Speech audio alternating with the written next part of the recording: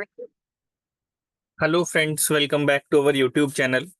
आज हम आपके लिए एक बहुत ही इंटरेस्टिंग वीडियो लाए हैं जिसमें हम बताएंगे कि अगर आप आईटीआर फर्स्ट टाइम फाइल कर रहे हैं तो किन बातों का आपको ध्यान रखना है, क्या टिप्स हैं स्मूथ फाइलिंग के लिए। तो चलिए वीडियो को शुरू करते हैं। सबसे पहले तो हम आपको बता दें कि आईटीआर फाइल करने की ड्यू डेट 31 जुलाई 2024 है। आईटीआर फाइल करते समय आपको कुछ बातों का ध्यान रखना होता है, जैसे कि आपकी टैक्सेबल इनकम क्या है, आपकी ग्रॉस टोटल इनकम क्या है, आपको किन चीजों का डिडक्शन मिल सकता है, किन अमाउंट्स का डिडक्शन मिल सकता है, और किन अमाउंट कौन सी इनकम आपकी एग्जेम्प्ट है। आईटीआर में जो हमारी इनकम होती है वो 5 हेड्स में टैक्सेबल होती है। कौन से 5 हेड्स हैं? Income from salary, income from house property, income from capital gain, income from business business and professions, और लास्ट हेड होता है अदर सोर्सेस का। आईटीआर फाइल करने के लिए 7 आईटीआर फॉर्म्स हैं। तो आपको ध्यान में रखना है कि कौन सा आईटीआर फॉर्म आपको फाइल करना है। इस पर हमने एक सेपरेट वीडियो बनाई है जिसमें हमने बताया है कि कौन सा आईटीआर फॉर्म आपकी किस इनकम के केस में एप्लीकेबल होगा।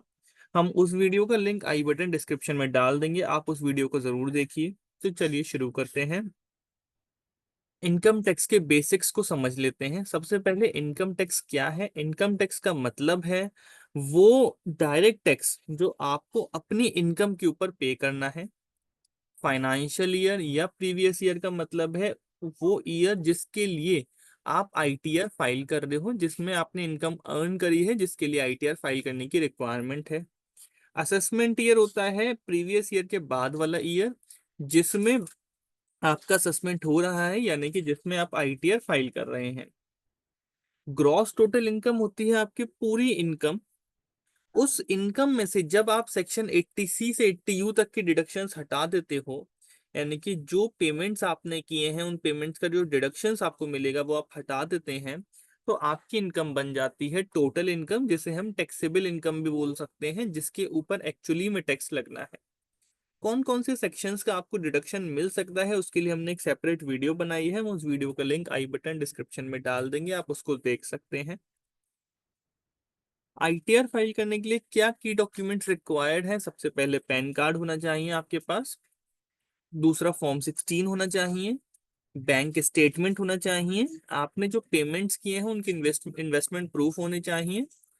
टीडीएस अगर आपका कटा है, आप कहीं पर नौकरी करते हैं, कहीं बैंक से इंटरेस्ट मिलता है, उस पर अगर आप कोई भी टीडीएस कटा है तो वो आपके पास होने चाहिए। फॉर्म 26 एएस और एआईएस होने चाहिए जो कि आप इनकम टैक्स पोर्टल से लॉगिन करके निकाल सकते हैं। आधार कार्ड भी मैंडेटरी है, और सबसे ज्यादा मैंडेटरी है आपका पैन और आधार की लिंकेज होना। आपको उसके बाद रजिस्ट्रेशन कराना है अपने इनकम टैक्स फाइलिंग पोर्टल पर। इसका लिंक हमने यहाँ पर दिया है। उस वहां पर पोर्टल पे जाकर आप रजिस्टर को क्लिक करिए, अपना अपने आप को एज अ टैक्स पेयर बताइए, पैन डिटेल्स डालिए, अपना नेम, एड्रेस, जेंडर डिटेल्स डालिए, अपना registered email ID, mobile number डालिए। उसको कंटिन्यू करिए तो आपके पास 2 ओटीपी आएंगे, एक ईमेल पर और एक मोबाइल नंबर पर। उन ओटीपी को डाल करके वेरिफिकेशन कंप्लीट करना है और फिर एक पासवर्ड सेटअप करना है फर्स्ट टाइम लॉगिन के लिए। उसके बाद आता है selecting the correct ITR form. तो हमने आपको बताया कि 7 आईटीआर फॉर्म्स होते हैं जो कि आपको आईटीआर फाइल करते समय ध्यान में रखने हैं। उसके लिए हमने सेपरेट वीडियो बनाई है, उसका आप ध्यान रखिए। फॉर्म 26 एएस और एआईएस को चेक कर लीजिए। आईटीआर फाइल करने से पहले वो दोनों मैच्ड हैं, रिकंसाइल्ड हैं। डिडक्शंस कौन कौन से क्लेम कर सकते हैं उसके लिए हमने सेपरेट वीडियो बनाई है। हमने आपको बताया 80 सेक्शन 80C से 80U तक की डिडक्शंस आप क्लेम कर सकते हैं। कुछ इंपॉर्टेंट डिडक्शंस हमने यहाँ पर बताए हैं। 80C life insurance NSC PPF के लिए होता है। 80D हेल्थ इंश्योरेंस के लिए होता है। 80 टीटीए सेविंग्स अकाउंट की इंटरेस्ट के लिए होता है। 24B होता है अगर आपने होम लोन लिया है उसके इंटरेस्ट के लिए। एक बहुत इंपॉर्टेंट बात है कि आपको हर एक इनकम अपनी रिपोर्ट करनी है टाइम से अपनी आईटीआर में। ऐसा नहीं हो कि आप कोई भी इनकम को छोड़ दें। अगर आप ऐसा करते हैं तो आपको इनकम टैक्स का नोटिस आ सकता है, नॉन डिस्क्लोजर के लिए पेनल्टी लग सकती है।